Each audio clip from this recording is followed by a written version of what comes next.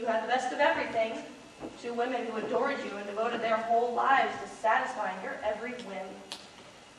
And you reveled in it. Did you come up with that idea all by yourself? No, I went into analysis. Why? Well, you're an arrogant, difficult, often unfeeling man, and yet for some 10 years I was totally infatuated with you. I am now married to a nice, sensitive man, and I thought that if my marriage was going to work, then I needed to come up with some reasons for my relationship with you. Why do you think I'm unfeeling? Jason, the only time I ever saw you cry was when a pit orchestra struck up. Never in real life. Tears are just the appearance of emotion, not emotion itself. So, you could be feeling something, but it's for you to know and everyone else to find out? What other blinding revelations did you experience? That when I found out about you and Kate Mallory, I was angry with you because I really wanted you to make love with me. You know, I think I liked you better before you came out of your shell. It's not easy for me to stand here and say these things, Jason. Well, it's not a lot of fun where I'm standing either. Look, is this encounter part of your therapy? Partly. Naturally, I wanted to know how I would feel when I saw you. And how's it going so far? Are you just being flip, or do you really want an answer? You used to be able to tell. Yes. Well, I also wanted to see you for professional reasons. Have you read romantic comedy? What's that? It's the title of my book. Oh, I'm sorry. I've been rather pressed for time lately. Well, don't look at me as if I didn't complete a homework assignment. I just haven't gotten around to it yet. I thought you'd be interested. It's no matter. I want to adapt it into a play, and I want you to collaborate with me on it. Why? Well, there's two reasons. First, I'd like to tell you how I got the idea. Is that absolutely necessary? Well, it was a funny quote by Hemingway. Oh yes, he's always cracked me up. Well, he said that he and a woman had been in love for some 40 years, but every time she was single, he was married, and when he was married, she was single. So he said they were victims of unsynchronized passion. That started me thinking about us, and I suppose I am here now, and I want you to write it with me because I stole your leading character. Isn't this where you came in 14 years ago? Well, that didn't turn out too badly, did it? You said there were two reasons. Well, the second one should be obvious. You're the best dramatist of this sort of material I know. There's a third reason. Oh? You think I need the money and my life is in shambles. Well, I'd be less than honest if I said I wasn't aware of that. But it has it has little to do with my offer. It's not your lack of money that worries me, Jason. It's your lack of spirit. You need work. I am not a charity case. I never said you were. No, you said a lot more. Well, now let me say a few things. You come waltzing in here, clutching your tawdry little bestseller, and expect me to kiss the hem of your Givenchy dress? Well, you've made a few assumptions that need correcting. First, I may have been going through a somewhat fallow period, but my career did not freeze into a still life the moment you left. I was writing plays when you were a teenage ticket taker, and I suspect I'll be writing them long after you're a plump matron making funny speeches about your septic tank to the PTA. Next, your infantile psychological insights about my character and your infatuation with an unfeeling and sensitive older man? Well, I'm exactly 10 years older than you, which doesn't exactly make me an aging Caesar to your pubescent Cleopatra. Wait a minute. I'm not improved. I know. You haven't come up with a good exit line yet. Next, you're concerned over my alleged lack of emotion? Well, how can you presume to know how I feel or what I don't feel? How do you know that when you left I wasn't quite bruised? Well, I kept your damn hat for God's sakes. Of course, I was remembering a warm, vulnerable, unique girl that used to blush. Not the woman you become. You know what you become? You become crisp.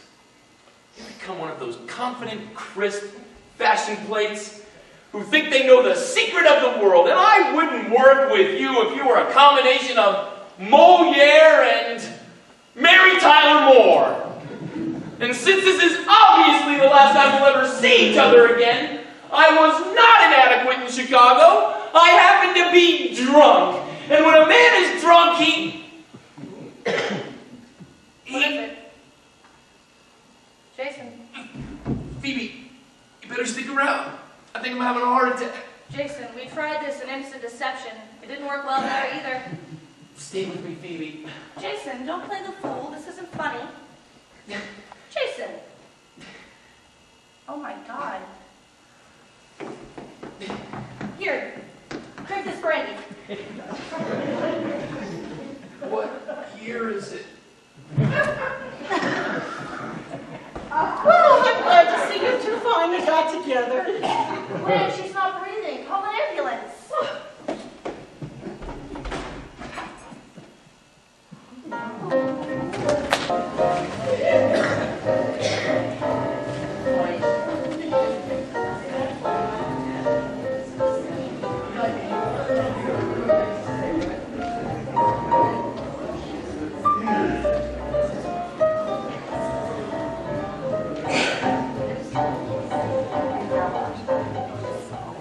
Phoebe!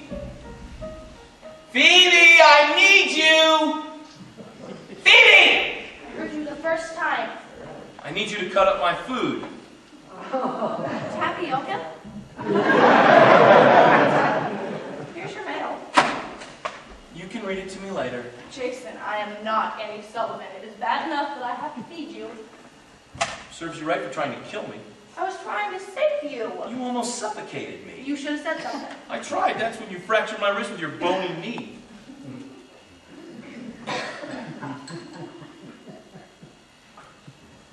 Could you chew a little faster? I have about a million things to do.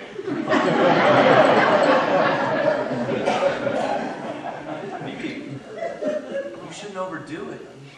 You look a little, I don't know, wispy. Eat. So, what do you think? Will you ever tap dance again? I'll never eat tapioca again.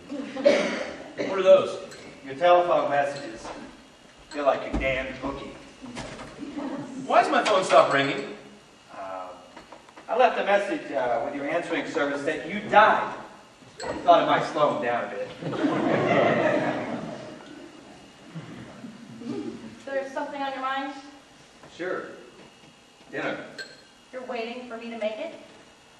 No, I'll make it. I just thought it'd be nice if we could eat together for a change. I'm sorry, honey. Give me about 15 minutes. Ooh, better make it 30. Phoebe has to give me my massage first. Oh, Leo, would you mind drawing my bath for me? Sorry, sir. I must answer the door and do the silverware first. He seems a bit ticked off, is he? Can't you tell? Hard to tell with Leo. He has a face like a totem pole. Probably his journalistic training.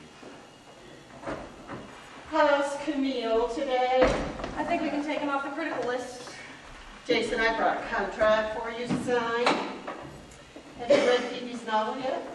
I'll try to get around to it today, Blanche. I'm recovering from a heart attack. A mild heart attack. I know, but when your heart stops beating, it's inclined to bring you up short. Are you okay? Something like this tends to make you re-examine your life, to decide what's really important.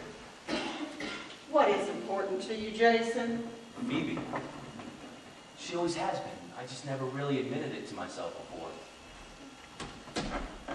You giving him a massage? There's danger of my developing bed sores. You've been out of bed for days. Well, we thought it would give me a psychological lift. Oh, did we? You know, Phoebe, I think your nurturing instincts have run amok. Blanche, I'd appreciate if you didn't come charging in here telling Phoebe how to run her ward. Phoebe, I know someone somewhere is striking a medal for you. Beyond the call and all that. Well, there was no one else. Besides, I felt I owed it to him. What does Leo think about that? It was his suggestion. Well, Leo's a practical man, and we needed an apartment, and I just don't think he realized what a demanding patient Jason would be. He makes Sheridan Whiteside seem like a saint. Well, that's the character, and the man who came to dinner. I know who Sheridan Whiteside is. Honey, I saw the original production. My mother took me. Sorry, when I talk to Leo, I have to explain any theatrical references. What do you two talk about? You don't seem to have much in common. Well, that's my fault, not his. It wasn't until I got to Paris that I realized what a narrow life I've led.